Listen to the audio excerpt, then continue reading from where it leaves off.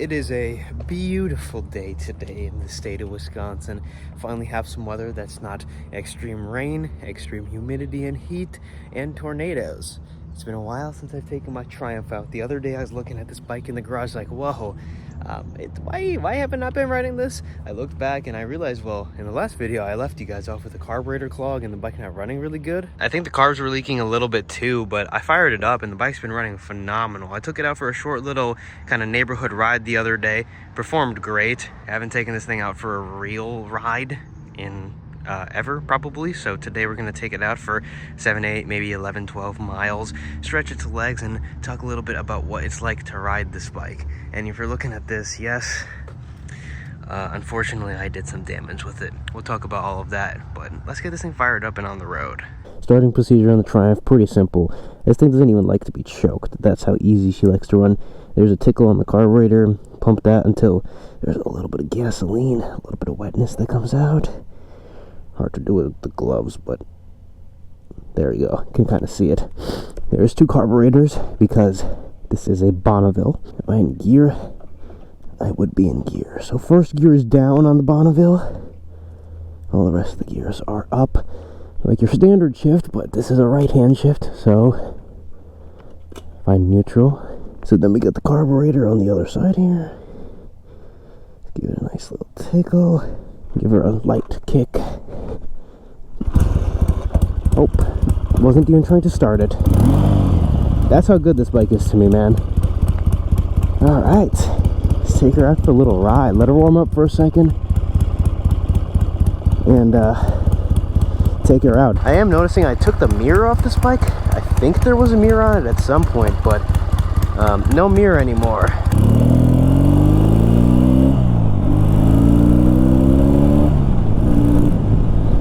Oh yeah, that thing is all over the place. It's a little loose. Probably needs a little adjustment. Mercedes is following pretty behind. I do have that side disconnected still.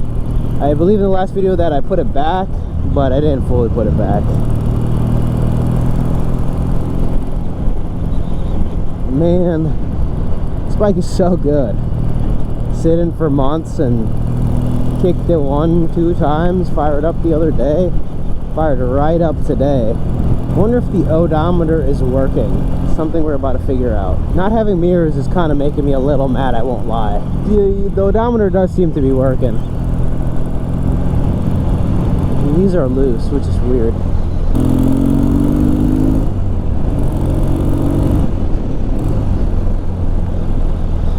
I wonder if these bikes are 4 speeds or 5 speeds. I'm not exactly sure. I think it's a 4-speed if I'm not wrong. I don't think I went into a 5th gear there. I also find it very weird that there's no red line. Like, I have the tack there, but how high does she spin out? No idea. I was riding the BSA pretty much, you know, so far this year. And, well, getting used to getting back onto the Triumph is taking a little second here because the shift pattern is the opposite side on the right side.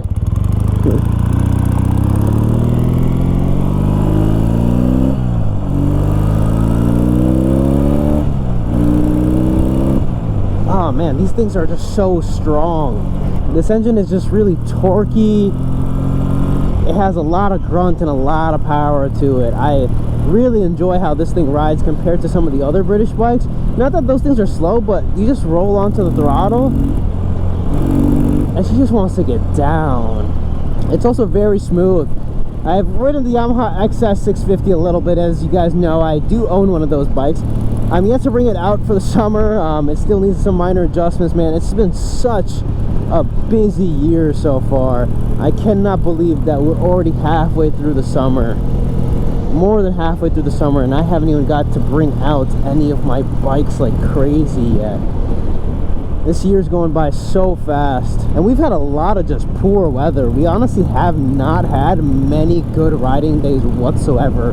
Now I know what you guys are saying. You guys have been seeing us wear these sick t-shirts all summer long, been wondering, yo, where do I get one of those? Well, they are now officially live on the VintageRacingClub.co official website.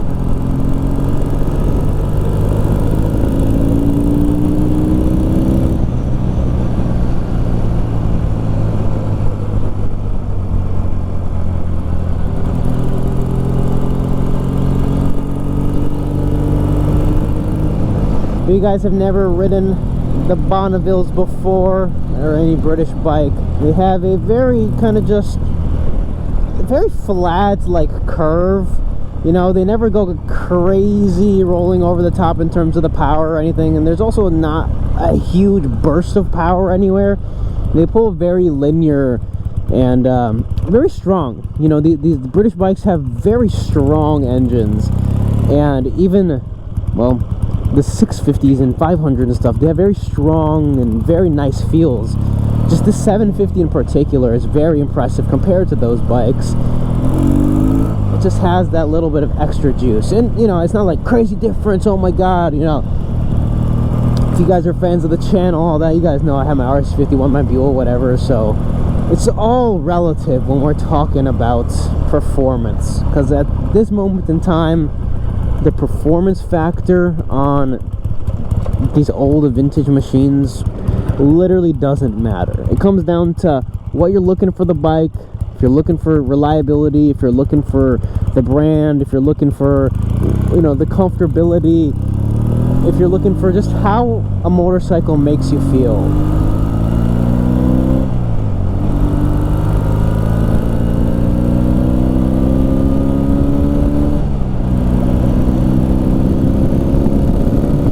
And let me tell you this, the Triumph makes you feel really cool.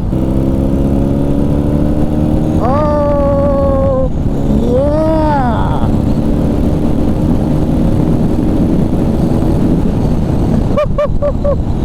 I'm not even going full throttle, man. This thing's got a lot of juice.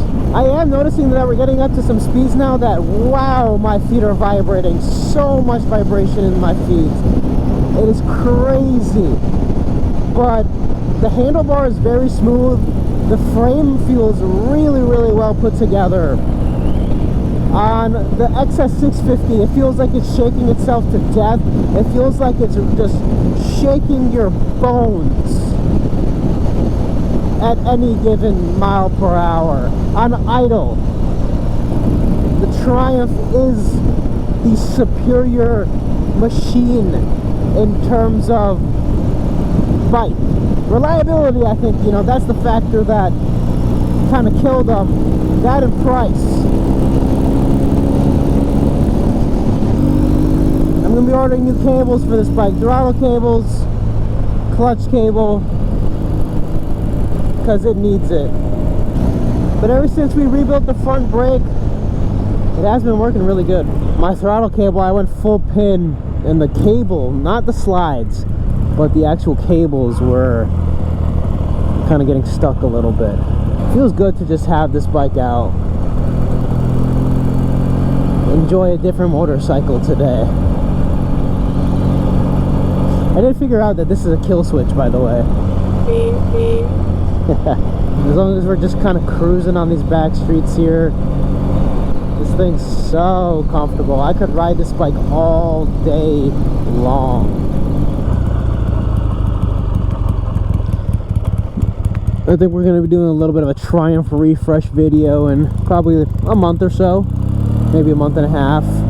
Change out the fluids with this thing again and fix those cables.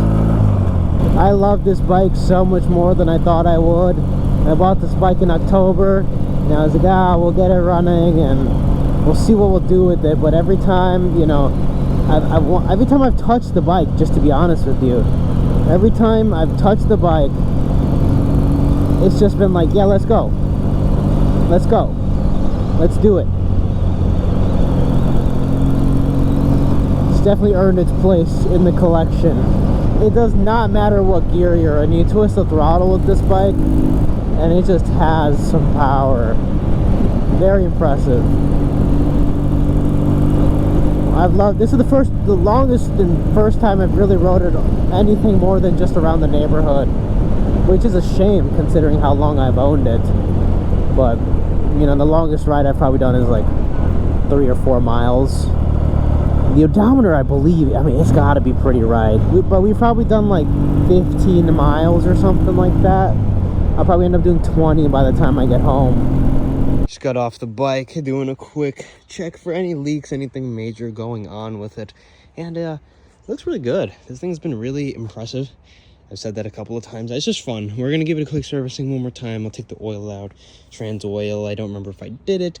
Maybe check the spark plugs since they're right there. Brakes are fine, so I'm not worried about that. The one thing I am worried about is the fork seal here. Looks like it's leaking a little bit.